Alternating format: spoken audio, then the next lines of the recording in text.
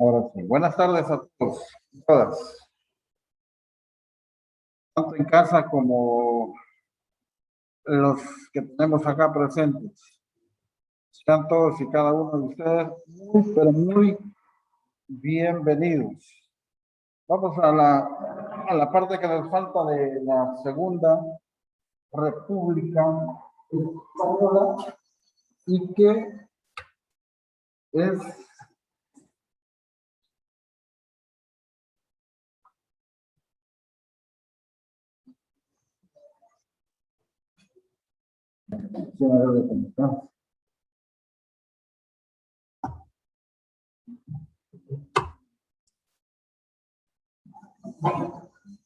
¿está bien ahí? ¿Sí? Ok, ahora sí, iniciemos Segunda República Española. Bienio conservador, nos vamos a ir directamente a la parte que nos corresponde y es el bienio conservador. Estamos hablando de un periodo de 2 años más, 1933-1935. Luego pues haremos un pequeño consolidado de lo que vimos anteriormente para terminar de estar pues más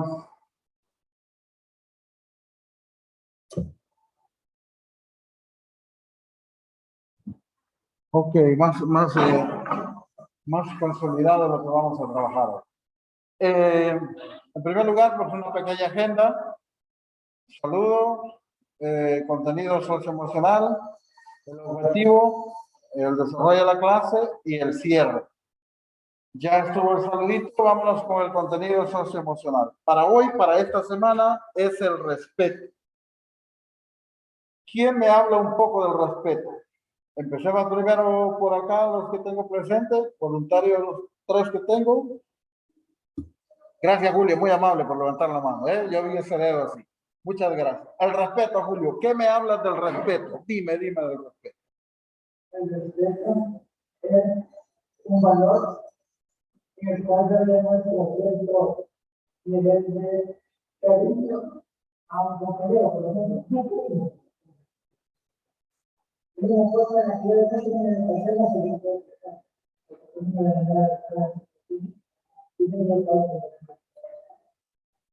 Ok, muy bien, excelente. Y la señorita Paola, ¿qué nos puede decir del respeto?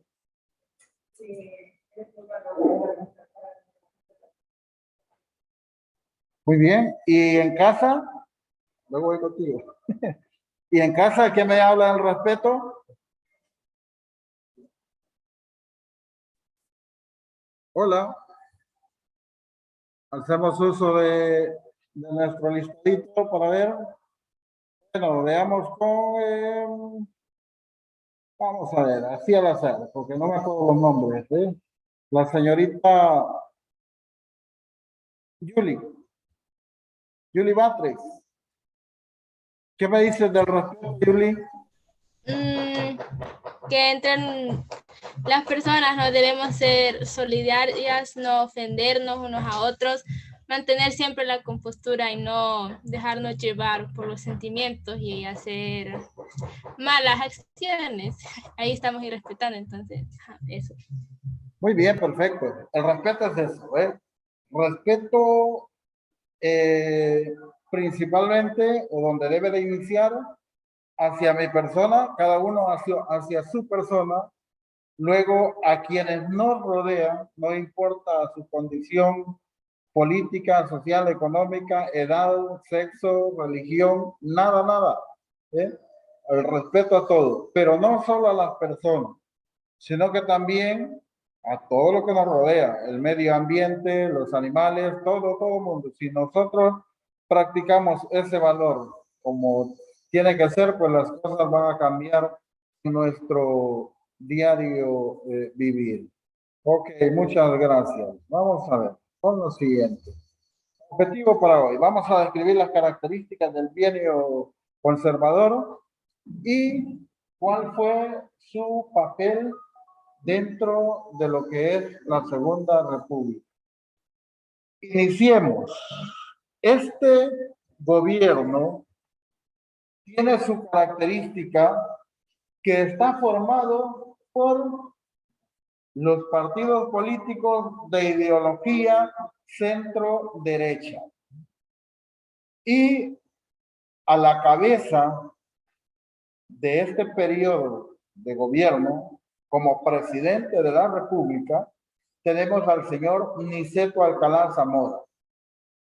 Y como jefe de gobierno, al señor Alejandro Lerroux, quien es el líder de las derechas aglutinadas en lo que se conoce como la Confederación Española de Derechas Autónomas, con la famosa CEDA. Ok, aquí sí quiero hacer un pequeño paréntesis y retroceder un poquito para rescatar los temas anteriores. Vamos a ver. La República, pues, la Segunda República se proclama en abril. ¿Alguien se acuerda la fecha en que se proclama la Segunda República? 14 de abril. Pero en esas elecciones donde son vencedores la coalición republicana socialista, es a través de unas elecciones municipales, ¿sí? Que son 2 días antes, el 12 de abril. 12 de abril. Pero la Segunda República es proclamada oficialmente ¿a dónde? ¿A dónde y cuándo es proclamada la Segunda República? ¿Dónde? ¿Julio? La fecha en que es proclamada la Segunda República y a dónde.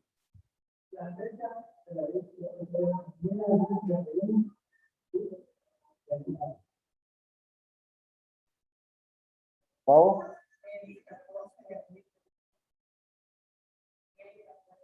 En la Puerta del Sol. Perfecto. 14 de abril de 1931 en la Puerta del Sol. Vamos a ver. Una vez proclamada oficialmente la República, lo primero que se hace es convocar a elecciones. Elecciones para elegir cortes. Una vez elegidas las cortes, se decreta un gobierno provisional, en donde a la cabeza de ese gobierno provisional está ¿quién? ¿Se acuerdan quién es el jefe de gobierno? ¿Cita? Niceto Alcalá Zamora. Perfecto, Niceto Alcalá Zamora. Jefe de gobierno. Ahora bien, ese gobierno provisional, pues, inmediatamente convoca nuevamente a elecciones para elegir a las autoridades que van a estar a cargo de la nueva república. Y es así como se convoca nuevamente a elecciones, y estas elecciones son ganadas por la coalición republicano-socialista. Cuando ya está en el poder esta coalición, ahora sí cambia la cosa, ¿eh? Ya hay un presidente de la república o un jefe de estado, y también hay un jefe de gobierno. ¿Quién llega como jefe de estado o el primer presidente de la república? ¿Quién será? El señor Niceto Alcalá Zamora. Correcto. Y como jefe de gobierno, ¿quién llega? Manuel Azaña. Manuel Azaña. Es correctísimo. Ahí estamos con el primer bienio, con los autores de ese de esa primera etapa de la Segunda República. Ahora, en este bienio, pues como ustedes ya saben, ocurrieron un montón de cosas. Lo primero, un montón de reformas que se empezaron a llevar a cabo y que afectó pues rápidamente a tuvo mejor dicho dos teatros. El primero de ellos, los afectados por la reforma que se estaban llevando a cabo, especialmente la reforma agraria.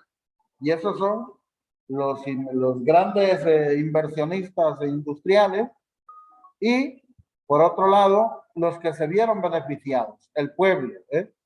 Pero como esas reformas no se concretaron con la rapidez y agilidad que debió, entonces el pueblo empezó a desesperarse. Y aunado a la manipulación en ese momento de la oposición, de la derecha, entonces este gobierno empezó a entrar en crisis. Inclusive hubo un intento de golpe de Estado a la República por un general, el general Sanjurjo, quien es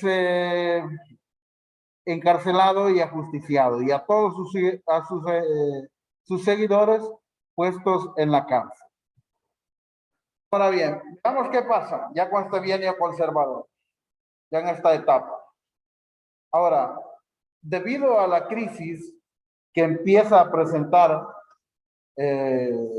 la coalición republicano-socialista, o sea, el bienio anterior, el bienio reformista o el bienio de izquierda, el jefe de gobierno, el señor Manuel Azaña, renuncia. Y sobre todo por las reformas implementadas hacia la iglesia, las reformas religiosas, ¿no?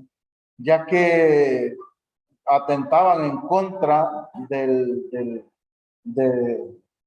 ¿cómo se llama?, de la gente de mayor prestigio en la iglesia, y Manuel Azaña no estaba en contra de eso. Entonces, cuando no pudo hacer nada él para evitarlo, no le tocó nada más que renunciar al gobierno. Alcalá Zamora pues también toma la medida o toma la decisión de disolver las cortes y convocar nuevamente a un nuevo proceso de elecciones. Esas elecciones pues son llevadas a cabo el 18 de noviembre, que son las para elegir ya este nuevo periodo que están acá. Estas elecciones tienen unas características principales. Por primera vez en la historia de España, las mujeres tienen el espacio para emitir su sufragio. El único requisito era tener como mínimo 23 años de edad, tanto hombres y mujeres. Y luego, pues, inmediatamente pasan a emitir su sufragio. Preguntas hasta acá. ¿En casa? Profe, ¿esas elecciones para qué eran? Estas elecciones son para elegir el bienio que estamos ahorita, el bienio conservador. Estas elecciones son, ¿cómo te digo? Son convocadas por el señor Niceto Alcalá Zamora, todavía en funciones del bienio reformista. Debido a la crisis que tiene el gobierno reformista, convocan a estas elecciones para elegir un nuevo gobierno. Y estas elecciones del 18 de noviembre, donde participan las mujeres, dan como ganadores a las derechas autónomas, a la CEDA, a la Confederación Española de Derechas Autónomas. Y es así como llegan ellos al gobierno y conforman lo que se llama o se denomina bienio conservador, desde el 33 al 35. Ojo aquí con esta etapa. Esta etapa de la historia, pues, es conocida con tres nombres. Uno, bienio de derechas, por su ideología, porque los partidos que la conforman son de derecha, pero también es llamada bienio conservador. ¿Por qué? Ya lo vamos a ver un poquito más adelante. Porque no hizo absolutamente nada. Al contrario, detuvo las reformas que implementó el bienio anterior. Y la izquierda, en forma despectiva, como apodo, viene y le denominan bienio negro. Estamos hablando de la misma etapa de tiempo, ¿eh? Bienio negro, bienio conservador o bienio de derecha es exactamente lo mismo. Preguntas. Ok, acá. No, y Julio. Ok.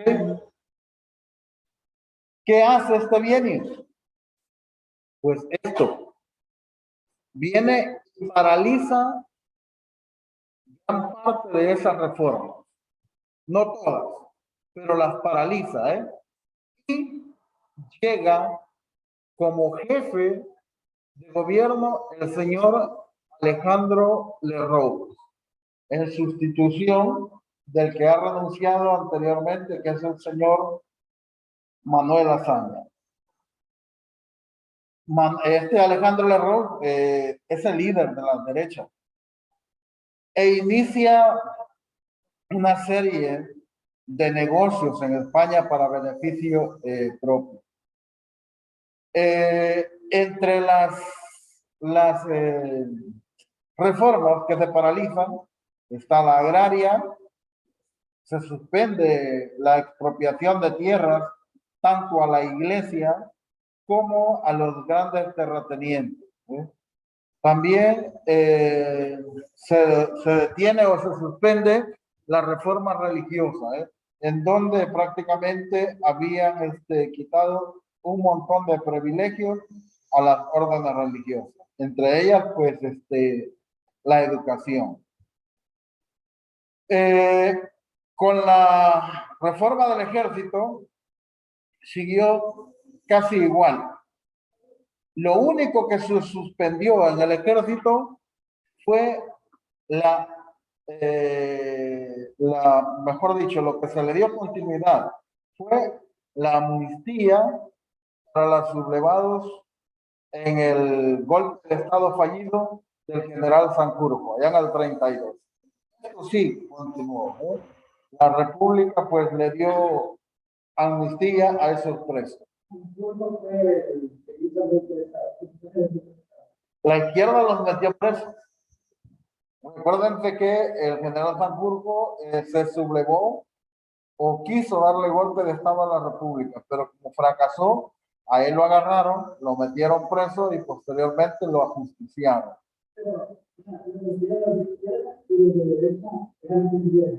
El bienio anterior a este es de izquierda, el que hizo todo eso, el que metió preso a Sanjurjo, el que lo ajustició, el que metió preso a esos soldados. Cuando llega este bienio, que es de derecha, deja sin efecto esa orden y pone en libertad a todos esos soldados que estaban involucrados apoyando el golpe de Estado a la República. Amnistía significa perdonar lo que hicieron ellos, borrón y cuenta nueva, si hiciste algo ya no me acuerdo y bien adelante.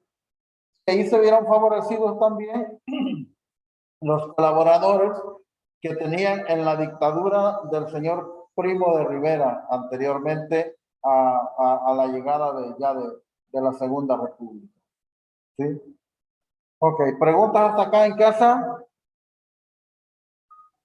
Profe, ¿podría Dime. explicar lo de las reformas agrarias y religiosas? Las reformas. Ajá. Ok, recuérdate que en esa época lo que existía es que la iglesia, como parte privilegiada de la sociedad, tenía un montón de tierras a su favor, tierras que estaban en estado ocioso, que nadie las trabajaba, sino que simple y sencillamente pertenecían a la iglesia.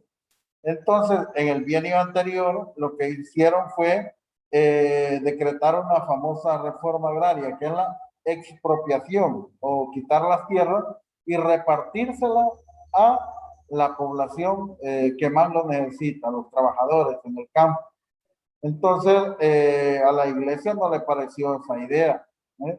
Igual sucedió con la religión, ¿eh? En la religión, pues, las órdenes religiosas de ese momento tenían un montón de privilegios, y entre ellos enseñar, o sea, la educación de la población. Pero en esas reformas también se les suspendió. Cuando llega este bienio, lo que hace es quitar ese veto que tenía para cada uno de ellos y las cosas continúan igual. A la iglesia se le regresaron las tierras que ya se le habían quitado y a las órdenes religiosas se les permite ya seguir con la educación de la población se les permite inclusive que el Estado les devuelva el presupuesto que tenía directamente para la iglesia y para llevar a cabo la parte de la ejecución de los cultos religiosos que ellos llevaban en ese momento. No sé si me explico, Guille. Sí. Ok, pasemos a la otra parte. Medidas que toma el bien. Aquí está, bueno, parte de lo que veíamos anteriormente. Estas medidas son las que quedan sin efecto. La agraria, laboral, militar y la autonómica. Todo eso, todas esas medidas, a la larga, vienen a generar enfrentamientos con la izquierda. ¿Qué hace la izquierda? Es instigar o hablar con la población para que proteste en contra de las acciones que está llevando a cabo la derecha. Y para ello, pues decretan una serie de huelgas generales. Por ejemplo, los que en ese momento se hubieron favorecidos con esas reformas, entonces hoy no les quedaba otro remedio que irse a la huelga para exigir al gobierno que cesaran con esas políticas que ellos tenían. Por ejemplo, aquellos campesinos que en algún momento se habían visto beneficiados por la reforma agraria, pero que hoy, con la llegada de este periodo de gobierno, les quitan de nuevo las tierras, entonces ellos simple y sencillamente se fueron a la huelga, ya no trabajaban. Y así sucesivamente en los demás campos o sectores de la sociedad, ¿no? Empezaron a generar este tipo de fricciones. Y a nivel general, pues la conflictividad social aumentó, protestas, huelgas, todo tipo de actividades para tratar de frenar o de hacer quedar mal a este gobierno. Inclusive, pues aquí se tuvo lo que es la revolución de octubre del 34, los catalanes se proclaman república independiente, Asturias sigue la misma política, pero lo logran por un cierto tiempo. Luego inmediatamente, pues, el bienio conservador controla esa situación y hasta ahí nomás quedan estos intentos de separación.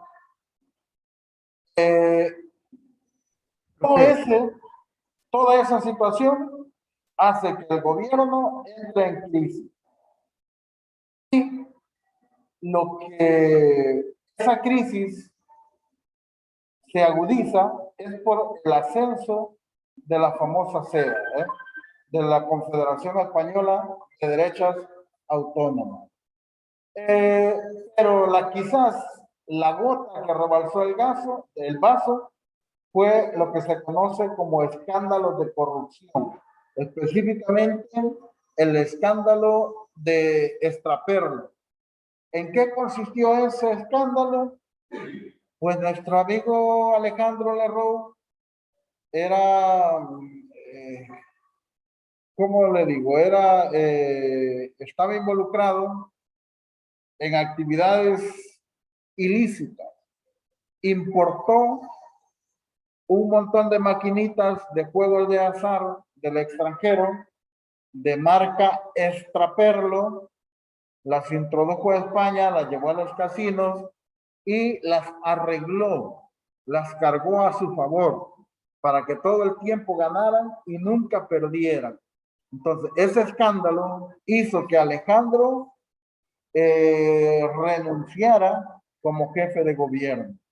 Y pues inmediatamente, otra vez se convocan a elecciones, las de febrero de 1936, dándole el triunfo ya no ni a la izquierda ni a la derecha, sino que a un pequeño grupo de centro izquierda derecha que se empezaba a formar y que la población en este caso estaba dando la oportunidad para seguir con la República Española, con la Segunda República. En otras palabras, este bienio prácticamente no hizo absolutamente nada. Al contrario, paralizó las reformas que impulsaron sus antecesores, los del gobierno de izquierda. ¿Preguntas hasta acá, chicos? ¿Acá? ¿Cero patatero en la casa? ¿Nada? ¿Julio? ¿Ya?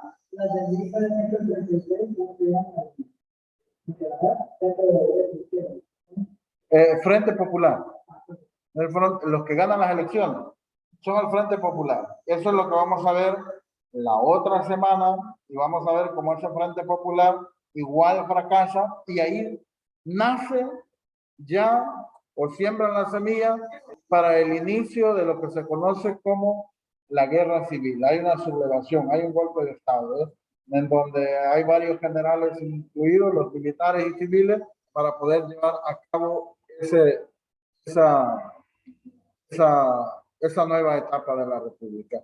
Y luego, pues, de ese golpe de Estado, de esa guerra civil, empieza una serie de ¿cómo se llama? ¿Qué?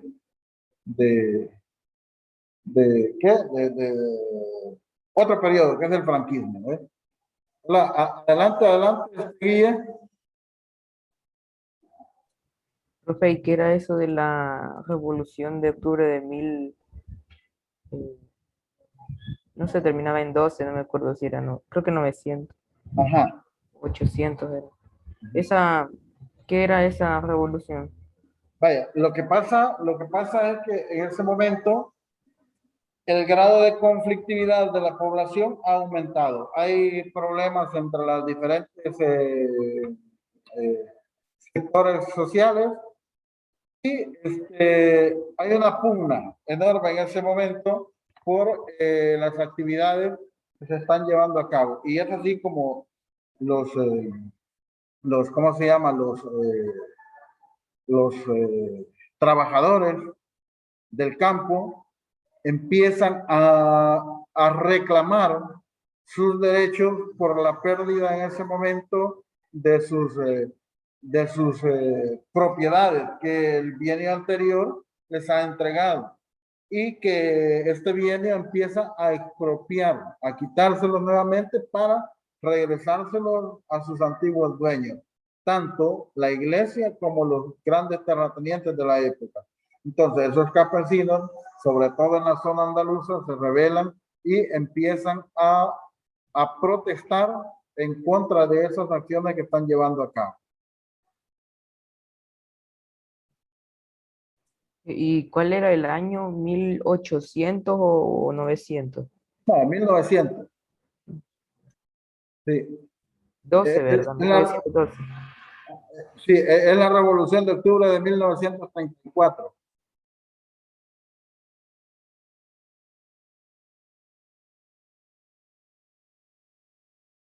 ¿Sí?